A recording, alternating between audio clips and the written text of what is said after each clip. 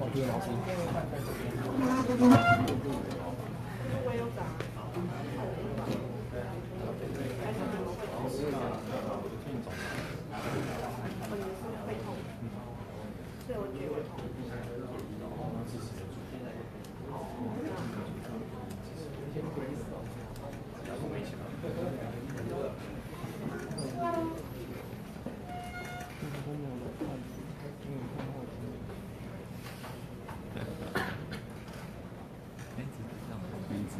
对吧？上面是讲有人在看，谁啊？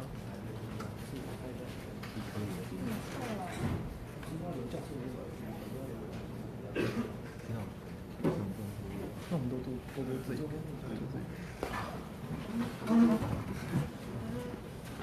你等一下看的时候，这个线不会找到好，对，因为等一下美国他们会连进来看，就有些其他国家的会连进来看，对。所以声音你试过吗？有试过。其实有哈，可以吗？你听得到声音？声音你不用设定，因为美国他们会连进来看，就会有些其他国家。好，这我不讲。就是在他的粉丝专页嘛。对，然后还有 FB 粉专辑。可以了。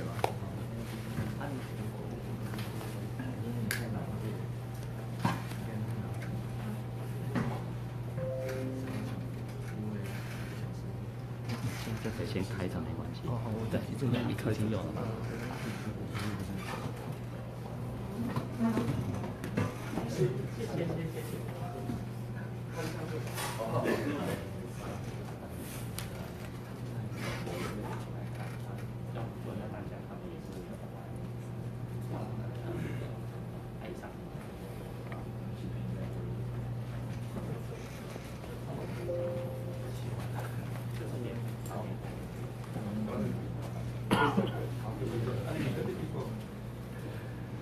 白天的来，现在叫做以前征服的照片，什么大中心主任过去了，赶快逃回来这样，这里要做自己，好，要不要？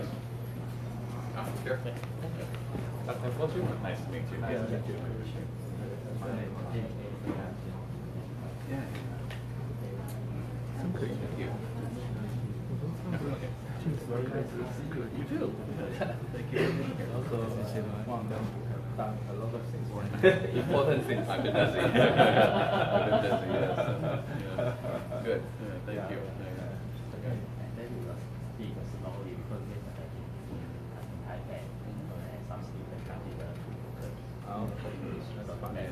So actually, what I'm going to do is in a couple places, I'm probably going to stop and say, do we have any questions at this time, right? Yeah. And then kind of see if we can clarify some things before I move on.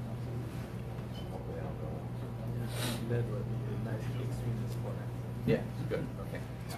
All right, thank you again. Yeah. 那个人中文学校。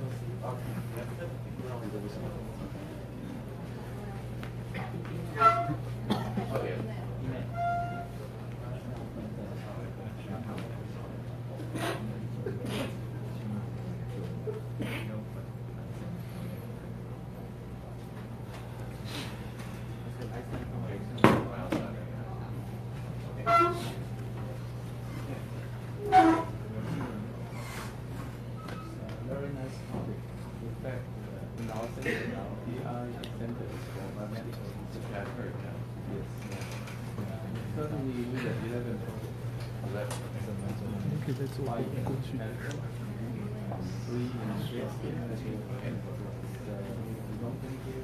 那个店，他们的南大学生不是啊，他们的 agents 是吧？比较容易的那种。我在听听。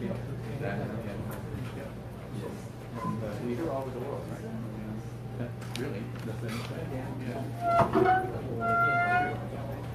And the second one is for biotechnology, which is in fact for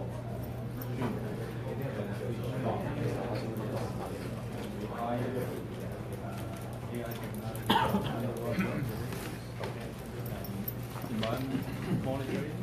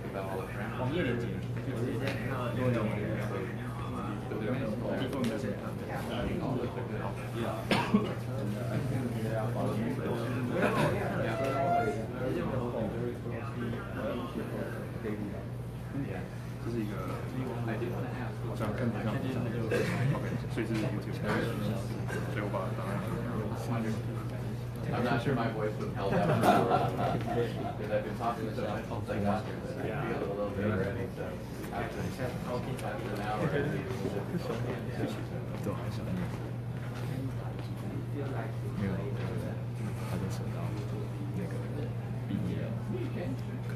they did it after my talk.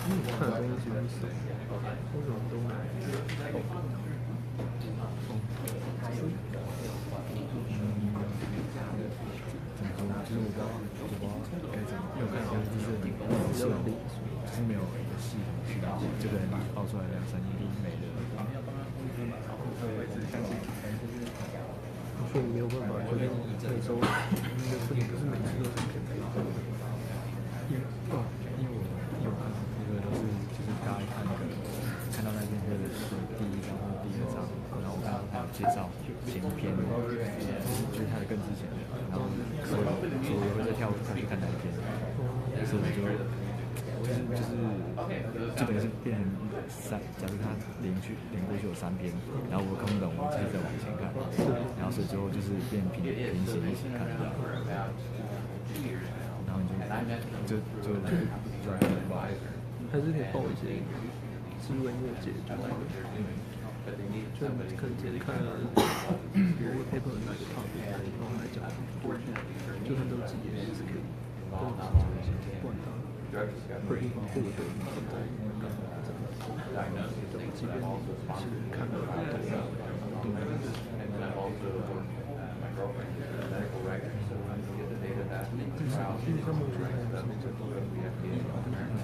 So I've prepared for 7 years now. So I've seen everything from starting with undergrad to what you do at the end. Right now, there's so many all of that I said I'm part-time student in taking science. And we'll see where it's now. 这个论文还有想要有人拍照，我想一下，就还是有人比。 Young people and the old people before and I'm all guys for them, but it's I want to track that.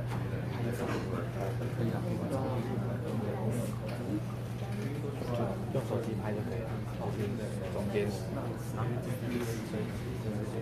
看你要拍什么，有一些几个就可以了。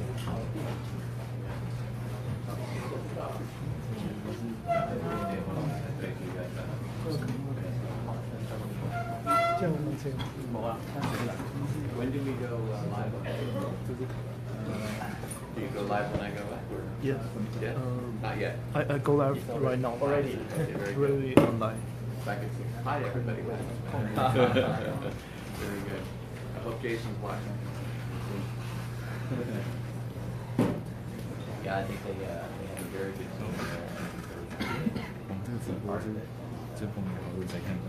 没有，只有他的那个粉丝专页直播，所以就是 open medical related research.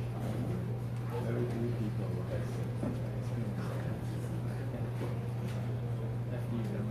process. Okay, process. Yeah.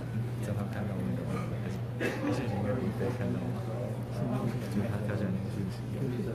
他们看我这个400万，他们只是好像讲话。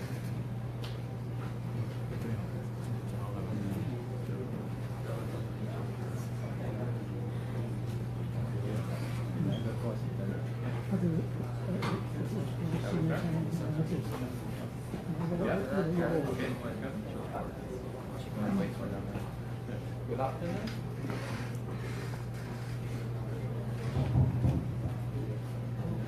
Good afternoon, dear audience. I think we have many students, many professors sitting in. This afternoon we'll invite Dr. David Fogel for a very wonderful talk, especially in real-world application for health and individual care. And Dr. Fogel is the pioneer and also very famous international scholar. And he's been founded for several important IEEE injection. He's especially founding editor-in-chief for IEEE transaction of evolutionary computation, which is at the top 10 journal in the world so far. And I think he has a lot of awards. So I think he's very well known. And I cannot introduce any one of them. However, I think most importantly, he is also very good besides academic field, also very good in put our research into reality. So especially he's the founder of several companies, and the latest one is the Trial AI, which is emphasizing putting all those research is into medical products, especially like drugs. And we all know that we have to go through the FDA approval process for all kinds of important medical devices or drugs. And I think Dr. Fogel is very good at that part of our research. I think we always say that is one of the important parts for our research, because unless you go through that part, otherwise you cannot make your research become reality. So let's welcome Dr. Fogel. Thank you very much. So I want to say thank you all for being here. Yes? Okay. Oh, can I just do this? Does that work too? Laser. Yeah, okay. This is the one. Oh, there we go. Okay. Thank you very much for your help.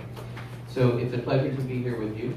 I wanted to say, too, a very nice introduction. Thank you. I have been fortunate to be a founder of many different companies, some more successful than others. But I do need to say that I'm not the founder of this company, but I was asked to join this company.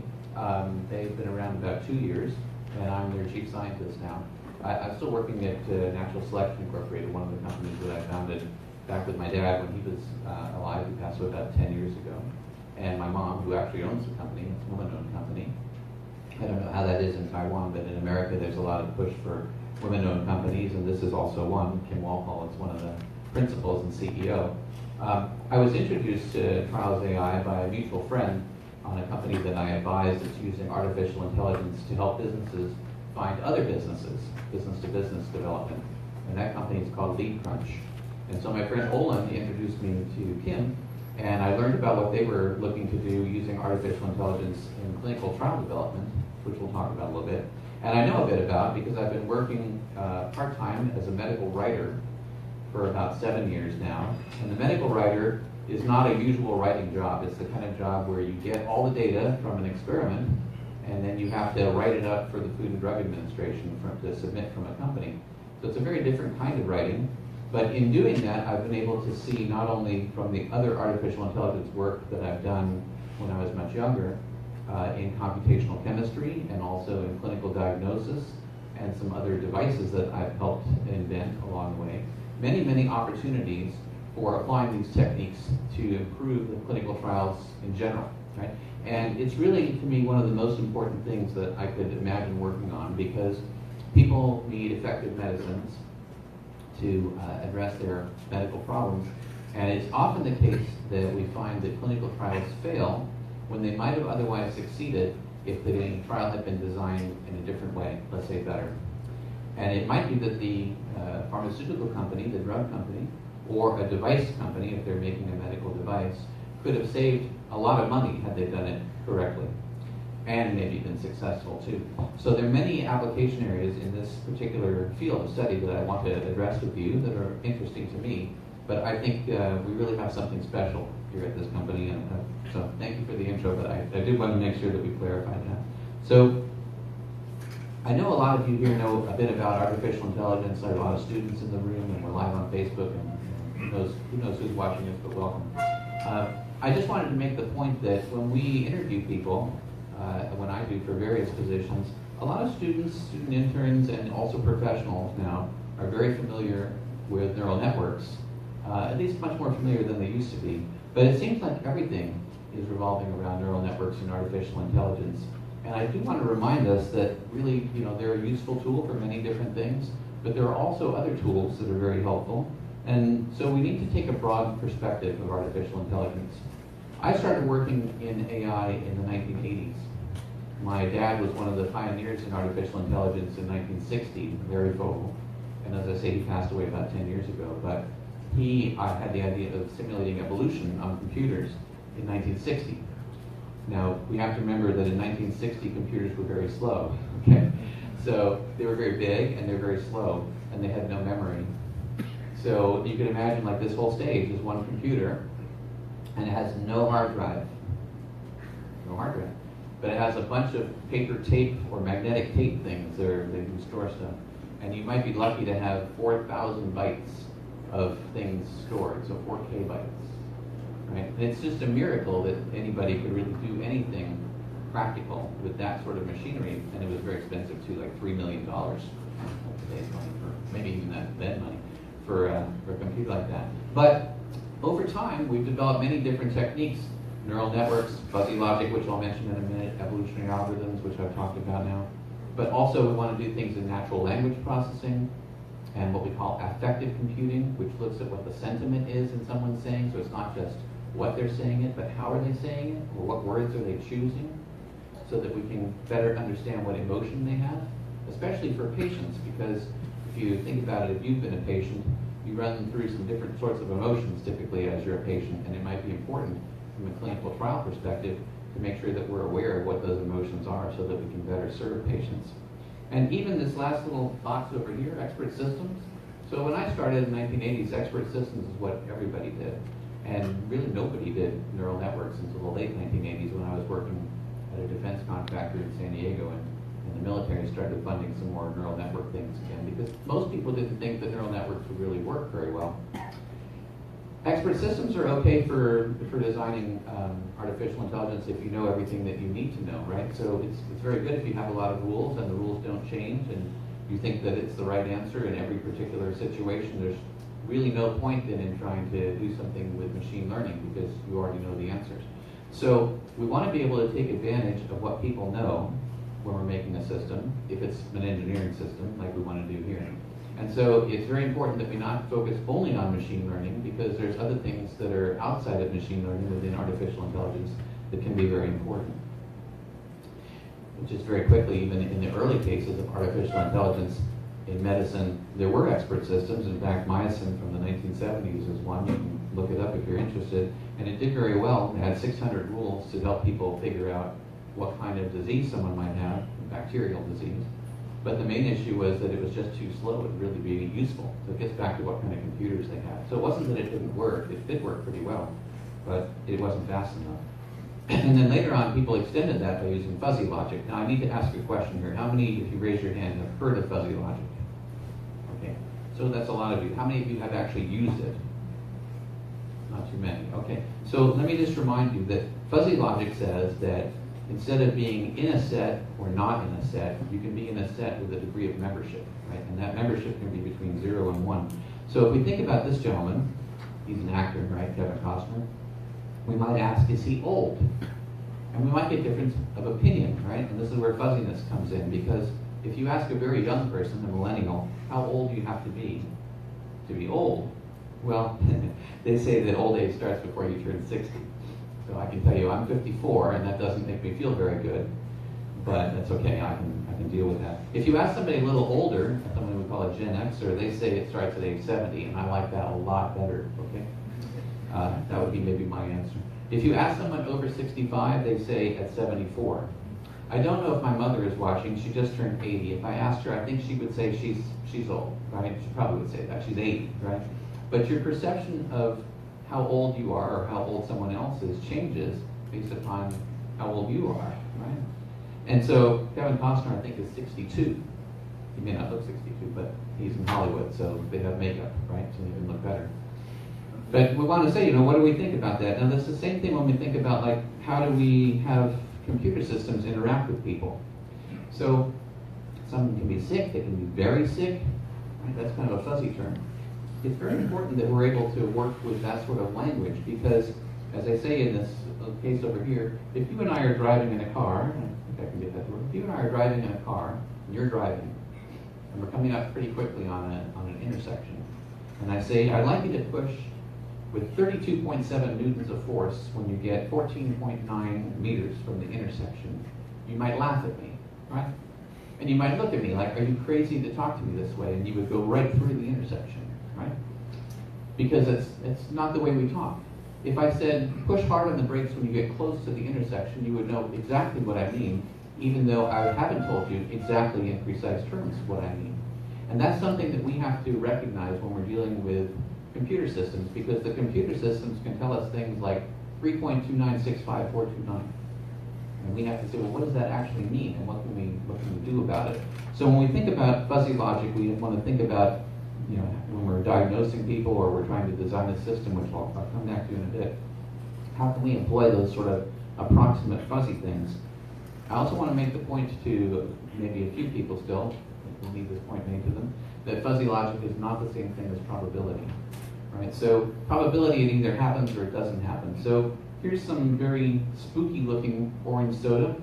It's called Phantom. In America we have a brand called Fanta. I don't know if you have it here in Taiwan, but it's called Fanta. So this is a spoof. This is something that's a parody, making fun of it by calling it Phantom soda with a ghoul inside it. But the question is, would we drink it? And I can tell you, of course, none of us would drink it. But what if we said that there's a probability of 0.9 that this is in the set of potable liquids? Now, a potable liquid is something that you can drink and remain healthy. Right? So if it's not in the set of potable liquids, you should not be drinking it. It is not safe for you to drink.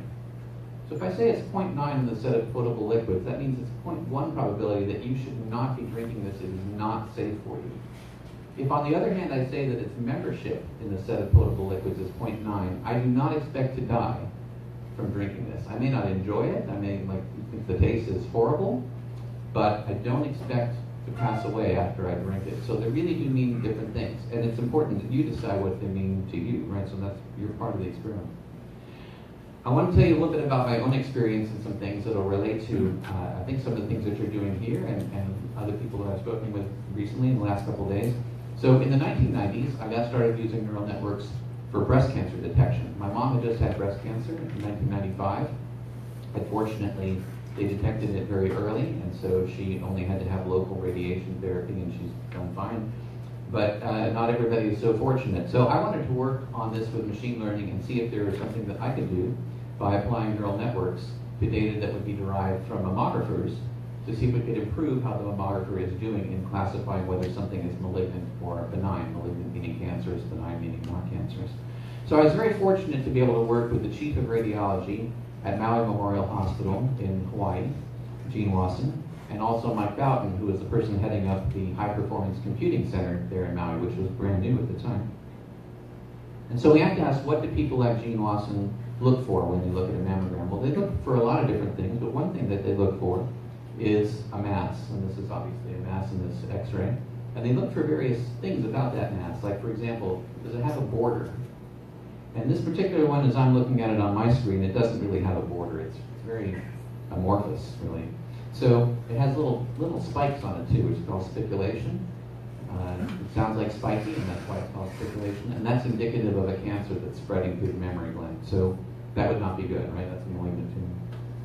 They also look for things like microcalcifications, all these little dots in here. And some of those are normal, and some of those are not normal, and they need to decide which ones are normal and which ones are not. They also look for things like, is the breast tissue symmetric between the two breasts? So that's asymmetric density. Well, they look at a lot of different things, and then they have a numeric rating system from 0 to 6 that they apply to these different things.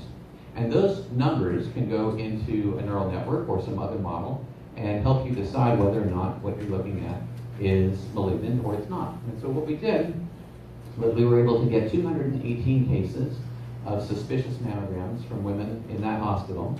So these are people who presented with an X-ray that looked suspicious to the doctor. And because it was suspicious, they took a needle and they inserted it into the breast, and they removed cells from the breast and then looked at the cells under a microscope. And when they look at it under a microscope, they pretty much know whether or not it's malignant, because cancer cells under a microscope are pretty easy to differentiate from normal cells. There is a possibility when they put a needle anywhere in you that they're going to miss what they're trying to find, right? So it is possible that you could remove cells even though there's a cancer and only take out healthy cells. But it's about as good as we can do in knowing what the actual truth for these 218 cases really was. And so what we did was we used the radiologist's opinion on each of those cases. We had about 100 of each, malignant and benign. And we evolved using evolutionary algorithms, a very simple neural net, actually. I'll show you a little bit about it in a second, based upon these input features of mass size and the mass margin, that's how big it is on the margin, and what does it look like, and the number of calcifications and so forth, as you see here, including the patient age. Now I have to tell you also that we don't know for sure that the patient age is what it's reported to be, because sometimes people don't always tell the truth about how old they are. I did tell you the truth before, I'm 54, that's how it is, okay? But some people don't tell you the truth about how old. If I said I was 39, you wouldn't believe me, but maybe 41, I don't know. Now you wouldn't believe that either, would you? Okay. So when we look at different constructions for the neural net, you have to ask yourself, how many nodes do we need in this neural net? How many layers do we need? And right now there's a lot of emphasis on deep learning. I know probably everybody here has heard about it, and it's hardware specific for it, and there are perfectly great applications for it. But this was not one of them. And it's good, because we wouldn't have been able to really do much in deep learning back in 1995 or 6 anyway. But if you think about this, I did a comparison here where this is, I didn't mean to do that, there we go. So this top graph is what we call the receiver operating characteristic curve, and it's trading off the probability of a false positive for the probability of the detection. So we have to set a threshold value of the neural network between 0 and 1. And if it's above that threshold, then we're going to say that it's cancerous, and if it's below that, we're going to say it's not. Well, if we set the threshold to be 0, then we would say that everything is cancerous, and we would get every single cancer, right? But we'd also miss every single benign thing by saying it's cancer too. It's kind of like how a fire department works, right? If you pull the fire alarm, I don't see one here, but if you pull the fire alarm, I'm hoping that the fire department will come, because they can't risk that it's a fire that they don't respond to, right? But we want to be able to trade off so that we're not saying to every woman who has no cancer that you have cancer. Right? That's not a good solution either. So typically what we try to do is figure out what is the area under this curve, and we want to maximize that. This comes from signal processing a long time ago, but you can apply it to many different things. So what I did was I tried different configurations of the neural network with 1 hidden node, 2, 3, 4, and 5. And I found that 2 is statistically significantly better than 1. That's good. 1 is almost like a linear regression, right? And then 3, 4, and 5 really didn't do any bit better than 2. They were all worse. So in this particular case, we didn't really need deep learning. And one would say maybe we wanted to use shallow learning, right? So I don't know if shallow learning is a term, maybe it is. But it's kind of the opposite, right? Try to keep things as simple as possible so you have a better idea of understanding them.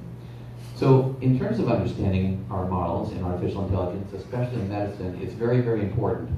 I had the opportunity, just as a side note here, to work for 5 years at Natural Selection Incorporated as our program manager for the artificial intelligence machine learning portion for the Food and Drug Administration in the new product that they have that screens every food product coming into the country in America for safety and security.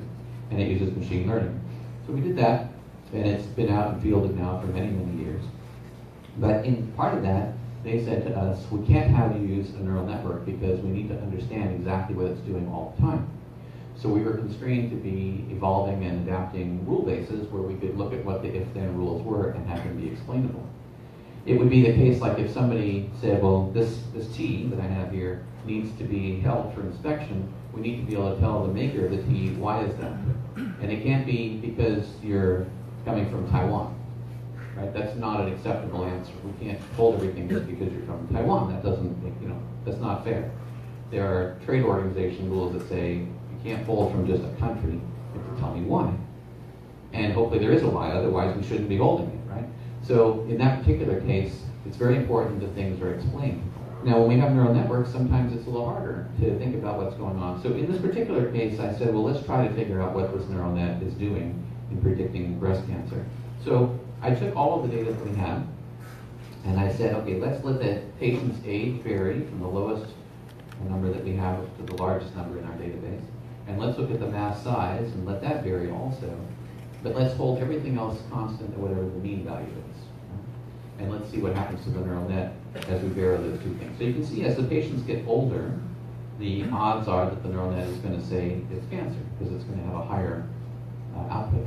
And that makes sense, right? Because at least in America, the debate is, do you want to have an annual screening for a woman probably between 40 and 50? That's typical, right? And you can see that's kind of where it starts to go up here too. But interestingly, if we look at how big the mass is, that doesn't seem to have any correlation at all with what the output of that neural net is.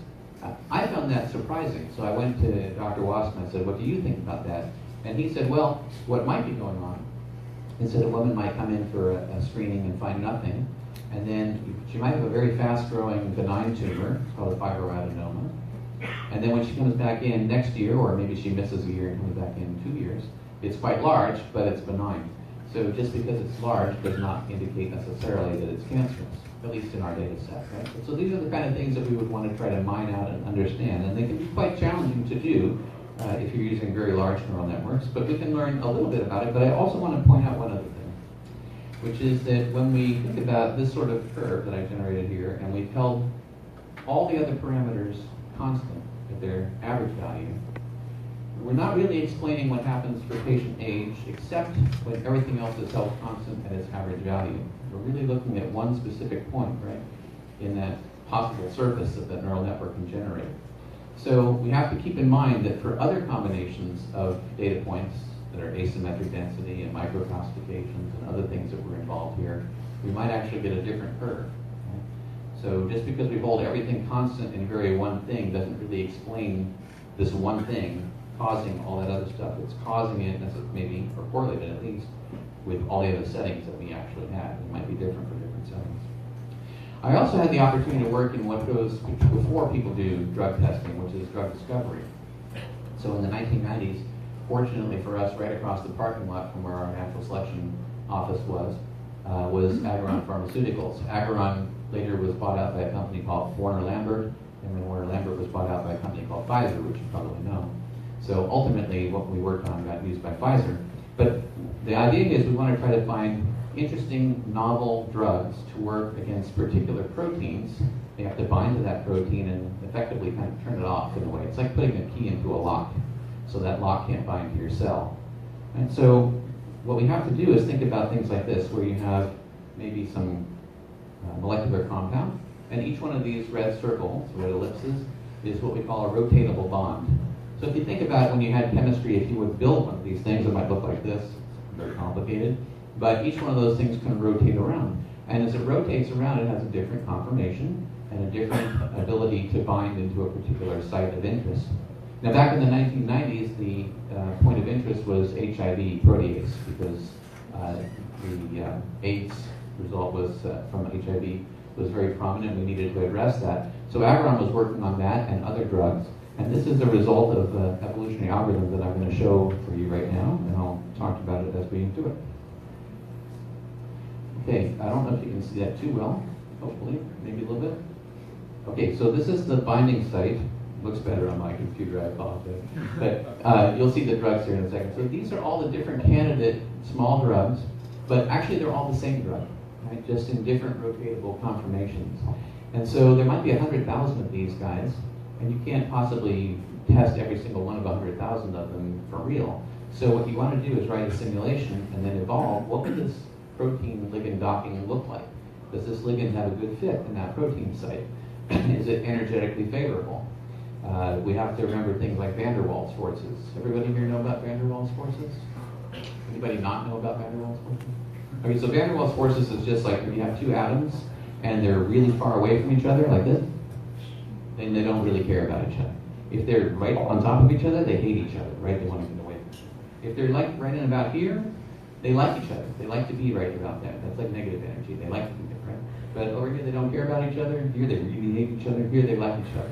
So you have to think about all those sorts of things that you're saying. Here's my idea for a new drug, and how can it fit in that little space that we're trying to make it fit into. Now, at the end here, you're going to see it's going to rotate around, and hopefully you can see what a good fit it is. But it'll be in green. And there we go. Okay, so it fits right nicely in that little pocket, very nicely. And then what nature actually does with this is what we're going to see now overlaid on top of it.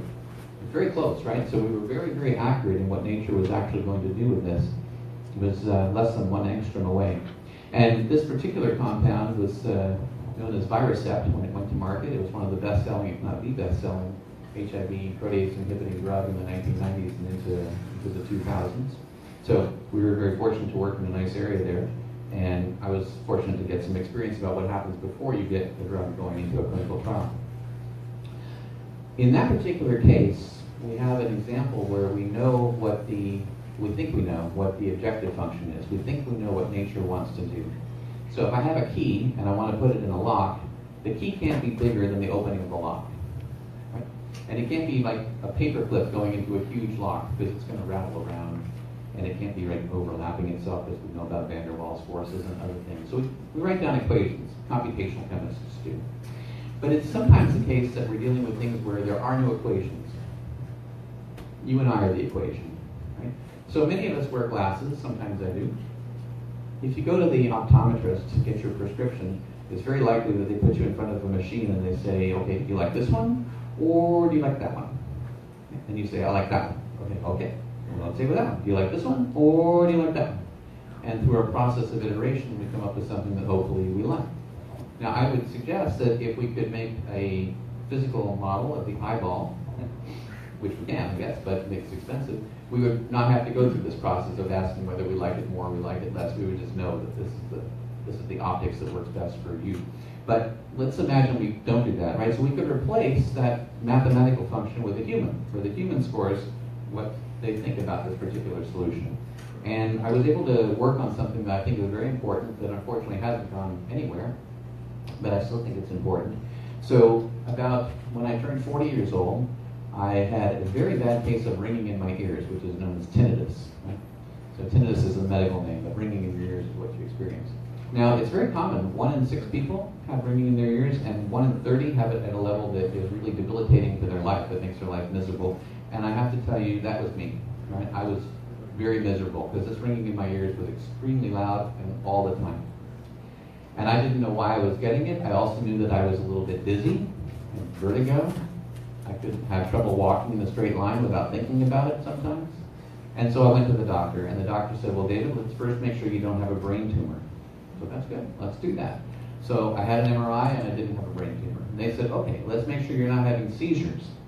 Yeah, I don't think I'm having seizures, but let's do that too. So we did the test, no seizures. Okay.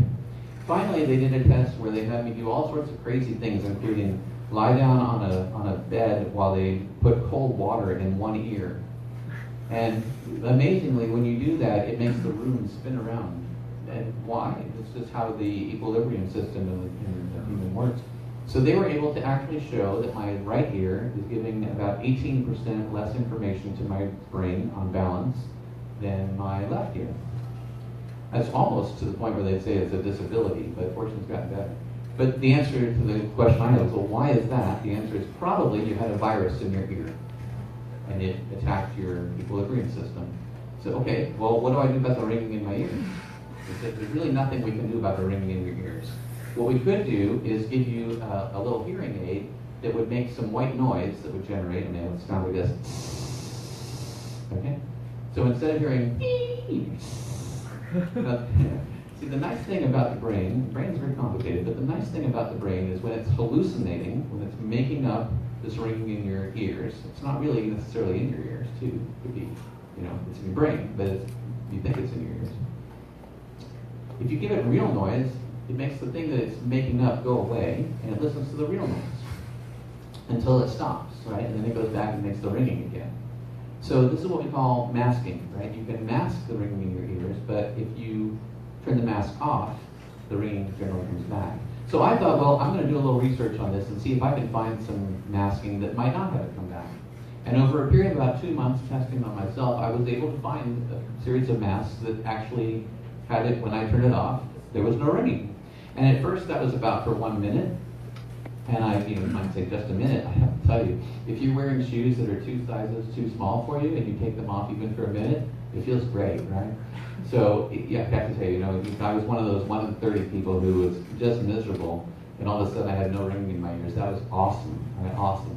So then I thought, well, why don't we make this for other people? So we went to the National Science Foundation and we got a grant, SBIR grant. In America, that's a Small Business Innovative Research Grant. And we actually built a system called Serenity that I was able to sponsor a clinical trial on. So I got some experience about what the sponsor does actually in a clinical trial, and also what the independent review board has to look for and all that. But I will say we were a little limited on our budget. So this is another thing that I have a great appreciation for now. So in this evolutionary approach to trying to make a tinnitus mask that would be very effective for you, if you have ringing in your ears, you might think that it would take many, many generations to find something that would be really, really good. And that's true. But in our case, we only had enough money to do 16 patients and only 1 session with each one of them for 45 minutes. So we only had maybe 4 generations with each one of them, which was not optimal.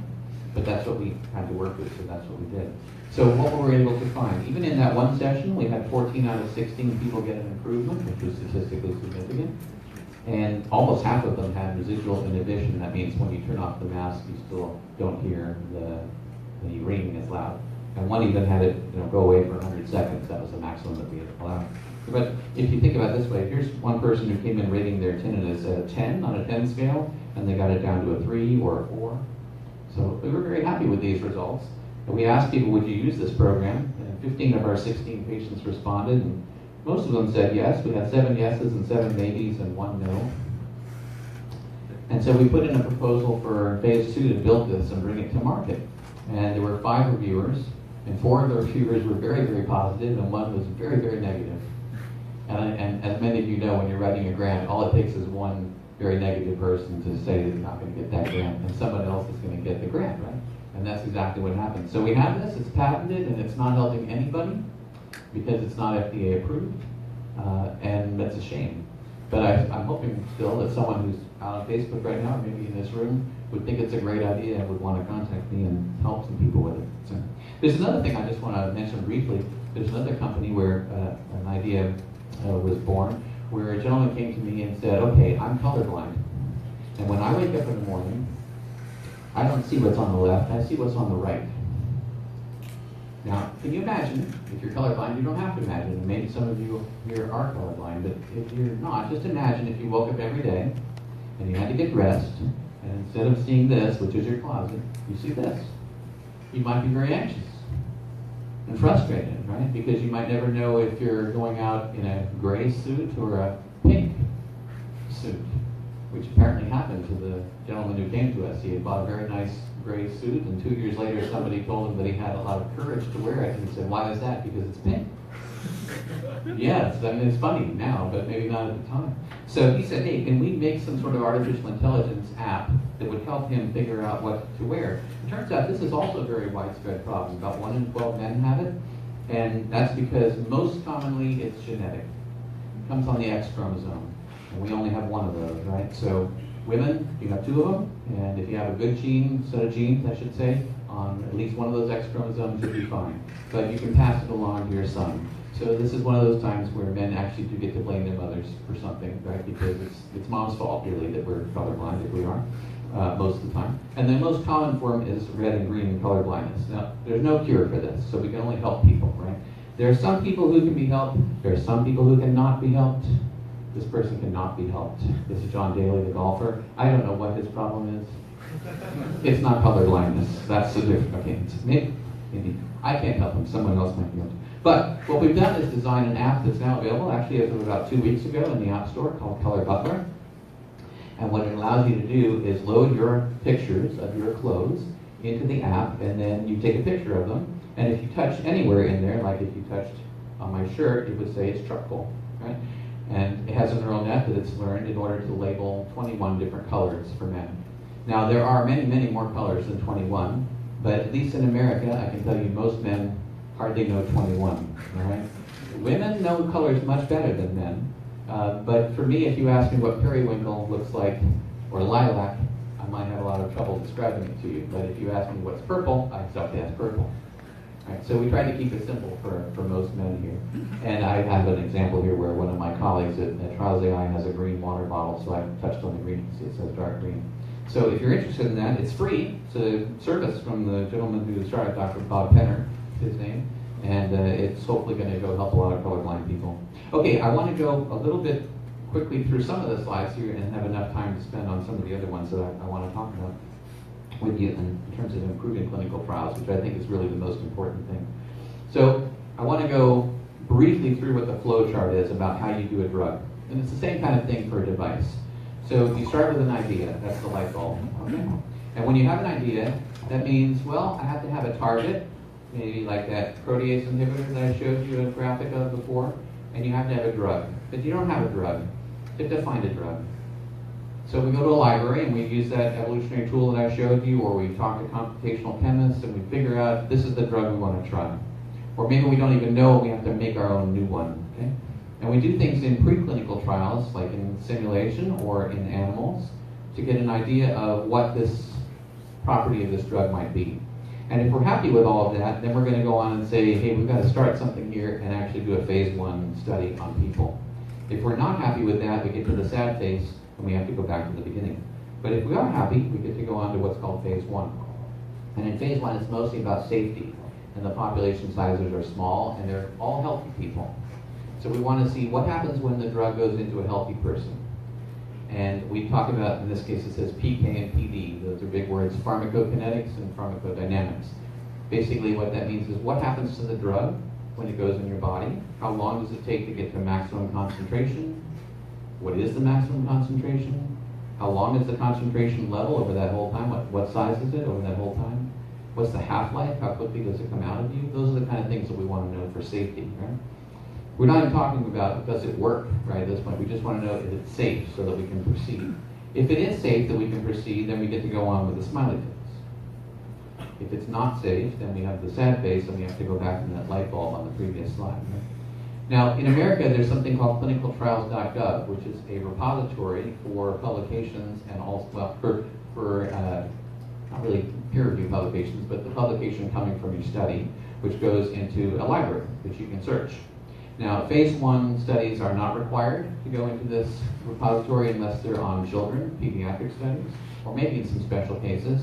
So most of the time you won't find many phase 1 studies in clinicaltrials.gov, but if we go to phase 2, you will, because they're required. Even though they're required, not all the time do they get put in there, and not all the time is the information complete. Sometimes it's wrong too, but more incomplete than wrong, right? So we have to go get an independent review board, that's the IRB, to approve all these things that we're doing with human subjects. And now we're going to look at, is this particular drug actually effective on people who have a particular thing that we want to treat? And typically this is, again, a small size sample. Sometimes 100 plus people, but in my experience, I would say many phase 2 trials I've seen have fewer than 100 people. And if it's a rare disease, you might even see that the phase 3 trial has fewer than 100 people, maybe even fewer But if you're good with all this, you get to go on and meet with the FDA. And if you're not good with this, you might go back to the light bulb and try all over again, right? And you spend a lot of time and money to get to here. This is why it's a very important problem to work on if we can figure out how to make these trials better. Phase 3, you meet with the FDA. They give you some guidance about what they want to see as a result of your experiment, and then you go hopefully do that experiment with a larger size. Sometimes this could be thousands of patients, but again, from my experience, in 7 years, I haven't really seen too many phase 3s that have that many people in them. And we have the clinical study report again, and if we're good on that, then hopefully the FDA approves it. If we're not, we might go back to the light bulb, which would be bad. If we're not good, we might say, well, maybe we can repurpose this trial and try it on something else. Like, for example, if it's a pain drug, we might say, well, instead of using it on hip surgery, maybe we would use it on elbow surgery and try again if we think that that might have a better result. So we not need to go back to the light bulb, but we're not ready to make money and help people either, right? So it's a very long and tedious process of 10 to 15 years to go from an idea to get to a drug. I don't mean for you to read all this, I just want to tell you there are many factors that affect whether or not your clinical trial is going to be successful, and not all of them are equally important. I just want to point out one of them here, which is drug supply and availability. Now, my slides are available to you. You can look at them later if you want. You can read every one of these. There's more. But let's think about the criticality of drug supply and availability. If you don't have the drug available and manufactured under good manufacturing practices, then you will not be able to complete your trial at all, right? Because you can't deliver it to anybody.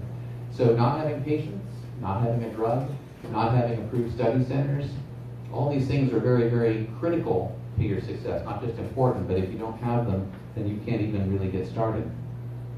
There are many reasons why clinical trials fail, and about half of them fail because they just don't work. And that's probably just about how it has to be, because people are very smart who work at drug companies and who help them, and it's not like these people don't know what they're doing. They do. And they try their best to make something that's going to work, but still half of the time when we get to phase 2 or phase 3, it's ineffective. Sometimes they're unable to maintain the manufacturing process. Sometimes they fail to follow the FDA guidance. So the FDA says, what we'd like to see is this. And the people at the drug company say, well, what we're going to do is something else. And they do it, hoping that they'll convince the FDA later that they were right and the FDA wasn't right, maybe, or maybe they're both right in some way.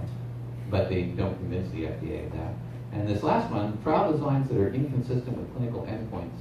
What that means is basically you did an experiment where your result couldn't possibly help you prove what you wanted to prove. Now, as a scientist, I have to say that's unforgivable, right? I used to fly little airplanes in America for fun. I would have 500 hours of flying airplanes.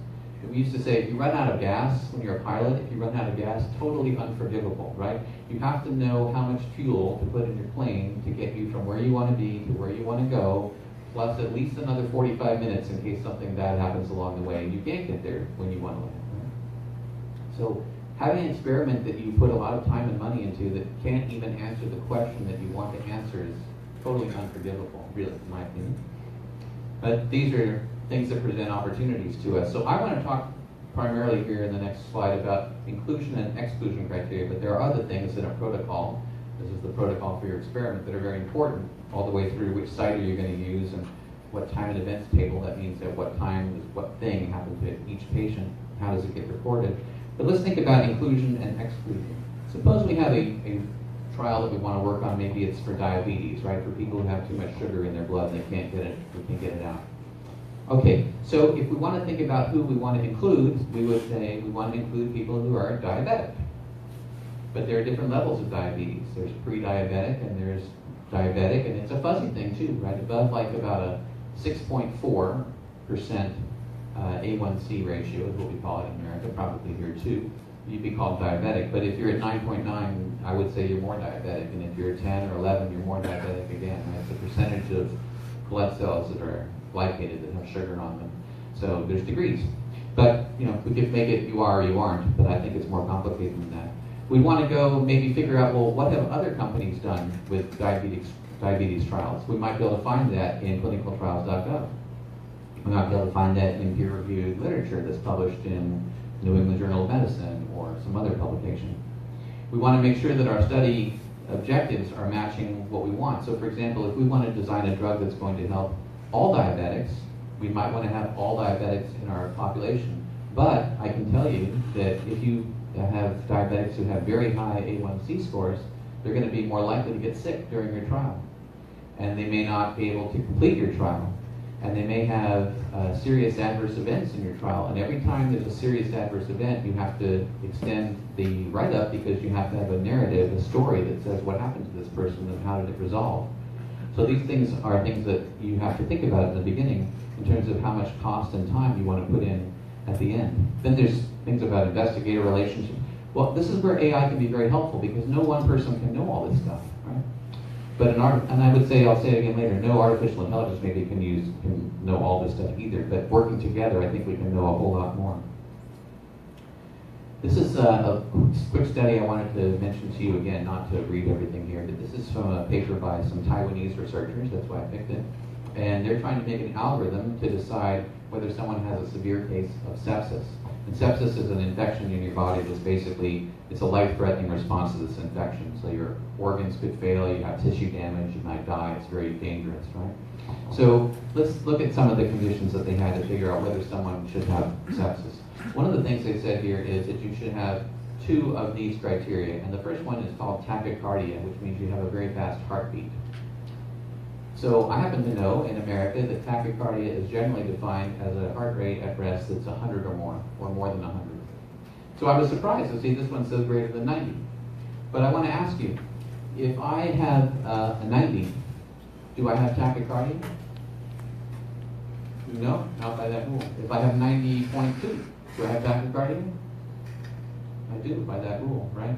This is where fuzzy stuff could really be handy because if I come in and I've got 150 as my resting heart rate, I really, really, really have tachycardia, right? And it's kind of not the same thing as if it's 91. So there are degrees of how we want to think about this, and I don't think anybody's really thought about having protocol inclusion criteria that have fuzzy memberships in them. We have to educate the FDA a little bit on that too, probably. But it might be very helpful to do so. There's another one here where you think about, did they really mean what they said? So at the bottom here, which might be a little hard for some of you to read, but it says, evidence of infection, any one. The first one is a tentative diagnosis of sepsis documented by a physician in the emergency department. And I want to tell you, to me, that is not evidence of anything, right? That is somebody's opinion. It may be a very wise opinion, but it's not evidence. It's someone's opinion. It's a diagnosis. So this is where, again, we could get endpoints that are not really associated with what the trial is because we're confusing things about whether this is something that's data or whether it's something that's an opinion about data. Right? So we have to be very careful about those things. Once we start a trial, we have a whole bunch of other things that we need to look at, like managing the trial. Okay, so there's a principal investigator who has to manage the trial, and then there are people who have to give drugs to the people in the trial, or maybe test them for different things after they have surgery. Or maybe they have a device like a tinnitus masking thing that we want to examine. How do all those things get scheduled, right? And how indeed do we schedule the patients to come to the right study centers at the right time in a way that is good for them? Because I have to say, in all the time that we've worked on clinical trials in pharmaceutical companies, I think it's fair to say that the focus has been on the effectiveness of the drug and the safety of the drug, and not so much on the burden that the patient undergoes and all of that. And that's one of the reasons I think that clinical trials sometimes fail, because the burden is just too great for the patient. So let's think about this, for example. Suppose we had an evolutionary algorithm, and we did a little simulation here at Trials AI on this, where we have different patients that are at those drop pins, and we have different study centers that are at these circular rotation parts with the plus there. I didn't say that very well, but that's what you get when you're jet lagged. So, okay, we have a plus, and every time you have a plus, that's a study center. We want to send these patients to the study center. So at our generation 0 of this evolutionary algorithm trying to figure out what is the best assignment, this is awful, right? Because we have people from way out here in the East County of San Diego going pretty far away and very far away, and this is not a very effective schedule. But if we think about evolving that schedule, by generation 20, we can see that things start to get a little bit better, minimizing the total distance, basically kind of doing clustering, right? And by generation 1000, it's really very good. Now, part of what we want to do in a real system is not only do this schedule in one time, but as we did, as I've worked on for other cases, like even with Greyhound buses in America a long time ago. How do you readapt the schedule as things change, right? Let's say there's a traffic jam someplace and somebody's supposed to be at the doctor at 1, but they're not going to make it at 1, they're going to make it at 2:15. Well, maybe there's somebody else who can come in and be rescheduled so that the doctor's office can still stay efficient and people don't have to wait. That would be interesting. So there really is a lot of burden on patients. If you can see this woman here, she's definitely had enough. I don't know if you can see that from the back, but she's very frustrated. She's been waiting there a long time, we can tell. So one of the things that, again, at Traseo we want to focus on is making a mathematical equation, a description, which might be even a neural network, about what the patient burden is and have an index for it so that we can try to minimize it. There's a lot of things that go into thinking about what is the burden that a patient undergoes. And one of them is how long do they wait. So it's actually the case that people have studied this, they just haven't put it all together yet. So this is actual data from a medical clinic, a heart failure clinic. I think it was the Cleveland Clinic, but I might be wrong on that. And this is when they actually arrive. So the red line here, this dashed line, is the time of the appointment. And you can see most people arrive like about 5 minutes before, 10 minutes before, or 5 minutes after, something like that. Some people arrive 75 minutes early. Some people arrive 50 minutes late. Here's the thing. If you arrive 50 minutes late, that doctor has been waiting, that nurse has been waiting for you. They probably have been waiting, hoping that you'll get there, and they haven't seen anybody else. Maybe they decided to give up on you and then you have to wait longer. But you get there, and probably you're hustled into that meeting as quickly as possible. If you arrive 75 minutes early, the nurse will probably tell you to have a seat, and you wait. And you can wait all the way till your appointment time. Now, here's the funny thing, human psychology. The burden for you starts when you get to the doctor's office. So even though you're 75 minutes early for this appointment and the appointment is on time, you feel like you've been heavily burdened because you've waited over an hour, even though it's your fault. And when you get there 10 minutes late and they hustle you in, you feel great, even though you were 10 minutes late and it's totally your fault. So we have to think about ways of encouraging people to arrive at the right time. Maybe they need a lollipop or something when they get there, within 5 minutes of their time. Or maybe they get their free parking, or maybe they get something, right? Some sort of reward system that allows people to see, like, okay, I'm doing a good thing that's helping not only me, but helping other people in this trial. Another thing where we have to think about is how are people feeling? And so a long time ago, and now it's coming a bit more important, I worked on a program called Effect Check, which is still out there. And it's a sentiment analysis program. It has 50,000 words in its dictionary, and it scores each of these words on how much anxiety, hostility, depression, confidence, compassion, and happiness are evoked by each of these words. So there aren't enough nurses, generally, or follow-up care people to call everybody after some drug's been administered or some surgery and the patient has gone home to find out how they're doing. So sometimes people have a diary, and they write in their diary how they're feeling. But we need a way of automatically analyzing that so that we can understand what it is that they're feeling.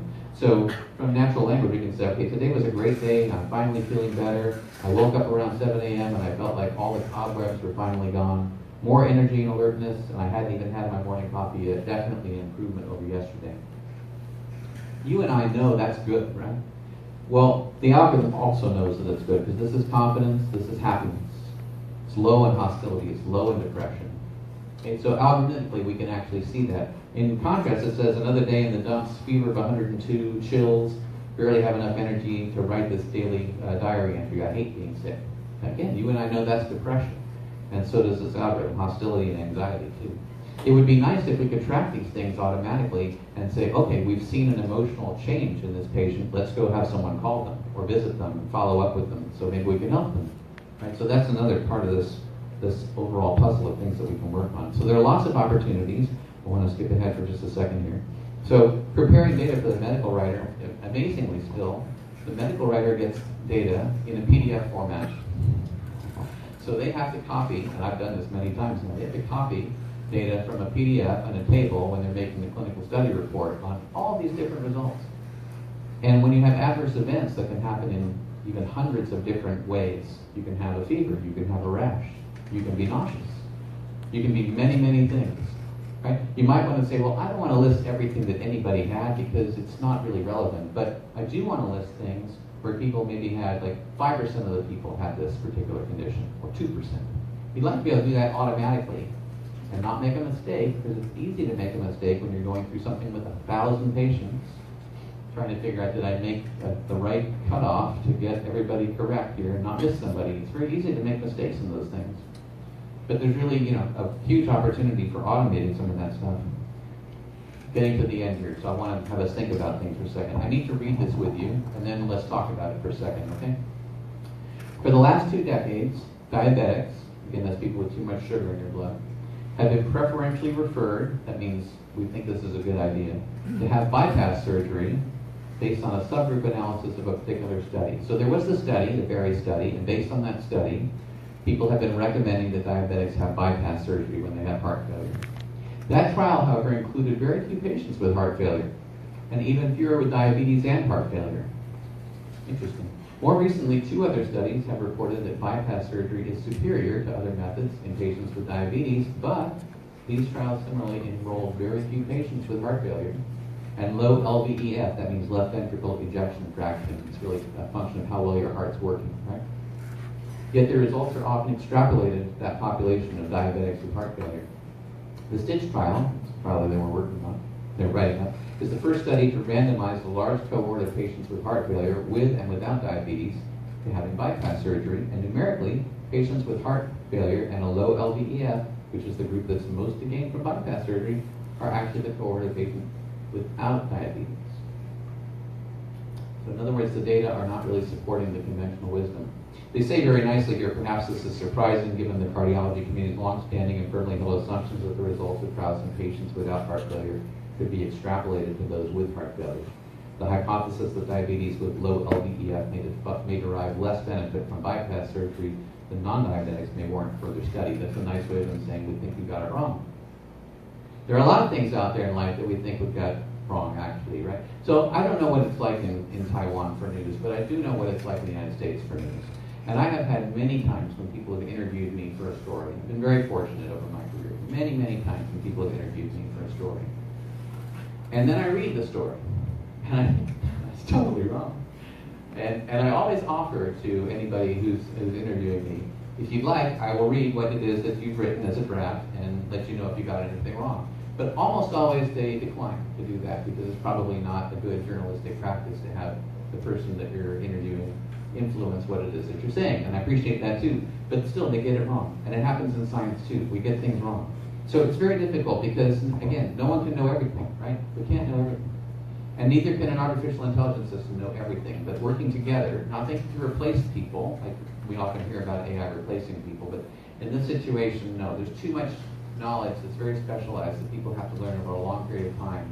And there are many, many design and consideration factors that are very hard to put in an algorithm.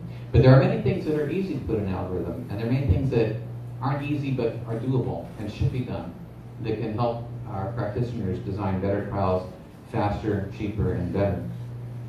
By the way, on that STITCH trial that I just mentioned, it was the largest surgical trial, at least at the time, with 2,135 patients with significant heart failure that went with bypass surgery. When they started that trial, it was aimed for just the United States and Canada, with 32 study sites where they thought they were going to have patients. But they had very, very low enrollment at those study centers, which is a problem, right? How do you know that the study center that you're working with is going to be able to give you enough patients to do your trial? So because they had a low enrollment, they expanded the number of study sites all the way to 171. When they expanded it to 171, that cost them a lot of money. Some of the money they had for clinical exams on people had to be taken away from the clinical exams to be able to pay the new study sites.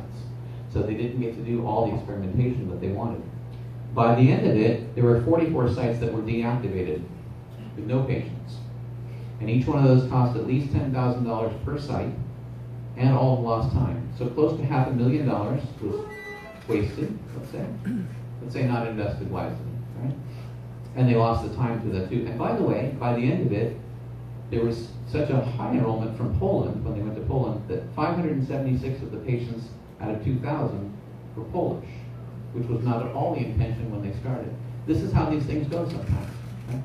So you come up with a plan and all of a sudden you find, no, it's not working that way. And this is what happens, but maybe if you have a little bit of time to think about the plan better, you might have a better result. So in conclusion, we have artificial intelligence. It can be applied to many different aspects of healthcare, as I've mentioned to you today. We have machine learning methods, but also rule-based methods can be important. CRISP methods can be important. Fuzzy methods can be important. There's no one answer to this problem. Neural, evolutionary, all these other learning methods are things that we should think about. I think that clinical trials is really one of the key areas to apply AI because it's where the greatest amount of money meets the greatest number of patients in need, and that's why we work in this area, as we like to say, because patients don't have time to wait. If you look at this graph, it's 10 to 15 years from the time that light bulb goes on to the time that you may have a drug out the other side, with numerous opportunities to fail along the way. Right? So if we can improve that, we can reduce the time, reduce the cost, increase the number of patients who stay by having the right inclusion and the right exclusion criteria and the right study site design, and the right study site centers and investigators. I think we can make a really big impact, and I hope you can help us with that. So thank you very much. Thank you, Professor Lee, there you are, and all of you here, and all of you out there, my colleagues at Trials AI and Natural Selection at Color Butler and anywhere else, and all of you here today. Thank you very much.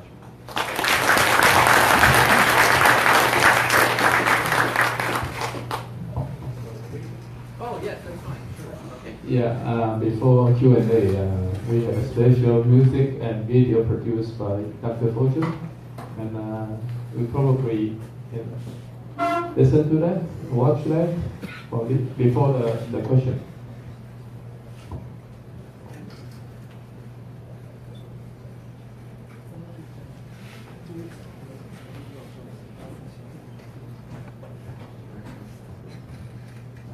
《日全食》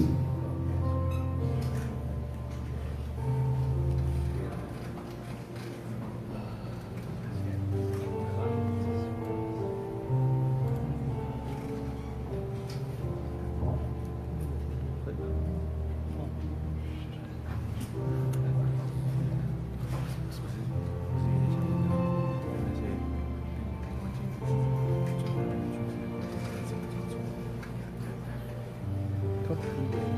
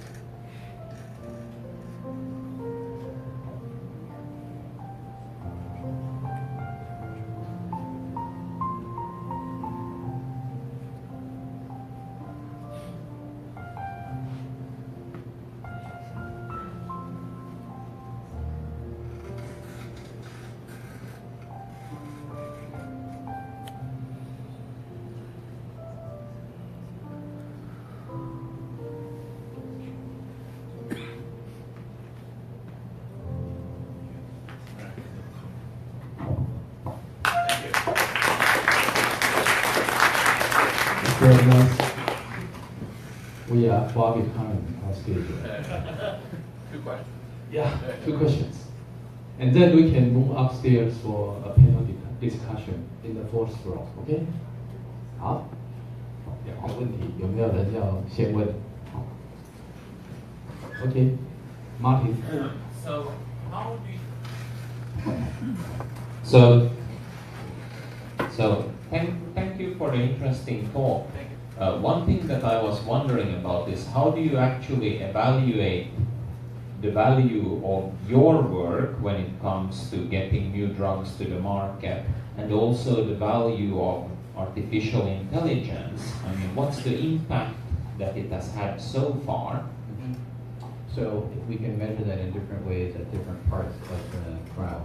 For example, it's funny, when I asked the person who was in charge at Agron Pharmaceuticals a question very similar to that when they were at Pfizer, I said, what is the monetary value of this software that we've helped create? And he said, let me think about that. And then he came back the next day and he said, David, it's really impossible to tell you because it's not like we use it on some things and we don't use it on other things. We use it on everything. And it's used by 1,500 computational chemists around the world all the time. So I thought, okay, well, that's a better answer than we save $5 because that's like it's being used, so people actually value it. So that's one answer. But I think in terms of clinical trials, we would want to say, can we make an estimate of what a drug company thinks they're going to spend and the amount of time it's going to take and what the burden is to the patient? So we have an estimate, just like a company would have a budget with estimates. And can we beat those estimates? Right? And can we consistently beat those estimates? So that's yet to be proven, to be fair about it, right? So we're just getting into actually doing protocol design and all these different things with the scheduling and all those things that have to go in. But if I think about all the other applications that I've worked on where we've had very, very significant savings or increased revenues for applications that are similar, I think we have a great potential. So I'd like to come back sometime, hopefully you'll be here, and answer your question with a number, right? And I can say we saved them this much money, and it went this much faster, and 100 patients got through instead of 94. But you know, we'll have to wait and see. But I'm very hopeful that we're going to have some very good answers on those. I look forward to that day. Sounds good. Okay. Any other questions?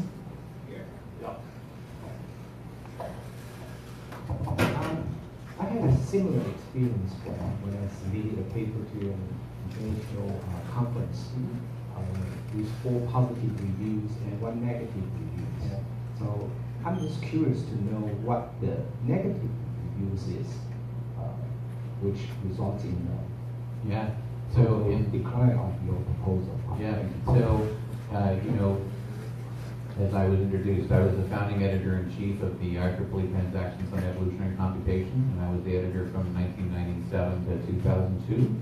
And then I was also the editor of Biosystems from 2000 to 2008. And I've been a general chairman and technical chairman of many conferences. So this is something that I have seen from the other side too, where you know I'm not the author, and I see the reviewers, and generally we think that reviewers try to do a good job and are honest and all that. When you're the author and you know your subject hopefully very, very well, you may have a different opinion. And so my opinion, I'm going to bear it because I don't know who the reviewer was, who's the infamous reviewer number 5 that we all deal with sometimes. Sometimes it's just reviewer number 3, right? Because you get 2 nice ones and 1 not so nice one. In this particular case, I can tell you that this reviewer was extremely knowledgeable about candidates. Very, very knowledgeable. They were citing things from the literature that I know they had to either look up, and it took some research time for them to do it, or they knew them very well. So they were very, very knowledgeable. But they had a particular perspective about what could work from a business perspective and what might not work from a business perspective. And what they thought was that we had no chance of having this be successful from a business perspective, that no one could ever make money doing this. Unfortunately for us, not that it wouldn't work, but that nobody would be able to invest in this and make money on it. So the program that we were sponsored by, the Small Business Innovative Research Program, is about giving money to companies to make things that can be sold commercially. It happens to be that this was a medical device, but that was the purpose of that. So when we had 4 positive reviews thinking that this is going to help people and it's a viable business, but one who didn't think that it was a viable business and could cite enough opinions of, to show that they were knowledgeable about the space, that was enough. I disagree with them. I still think it's a very viable business because 1 in 30 people have it at a level that's very debilitating to their lives. And in fact, I would say the suicide rate for people who have tinnitus at a very bad level is very high. So it's very important that we try to help these people. But that particular person was unconvinced. So why haven't you done something more? Just want to Silicon Valley and ask for people? Yes, well, because there are other things that I have done in the meantime. So it's also a good question. When I was in the mid-2000s, when we completed this work, I also had a financial investment company that was using algorithms for financial trading. And it turned out that that did very well and was purchased by another company. And so I had to set aside everything that I was doing to focus on that for 2 years. Those 2 years were very interesting because that's when the fiscal crisis happened. So I was managing a hedge fund. It's almost $60 million of other people's money during a very, very difficult time to manage money. But when all that was over, we want to come back and say, hey, can we get this restarted again? So that effect check program that I told you about, we started that even in the 1990s, right? In 2000, 1999, 2000. So a lot of these things are good ideas that had to be put on the shelf for other priorities. But they're still good ideas. Sometimes they're ahead of their time, so you have to try them again. Good question, though. Not everything in science goes at like a clock pace, right? Sometimes things wait for a little while and then they come up again, hopefully. Okay. So I think this is at the end of this session. Don't forget, we have another panel discussion session upstairs 10 minutes after, okay, at 4th floor. Let us thank Dr. Fogel again. Thank you very much. I appreciate it.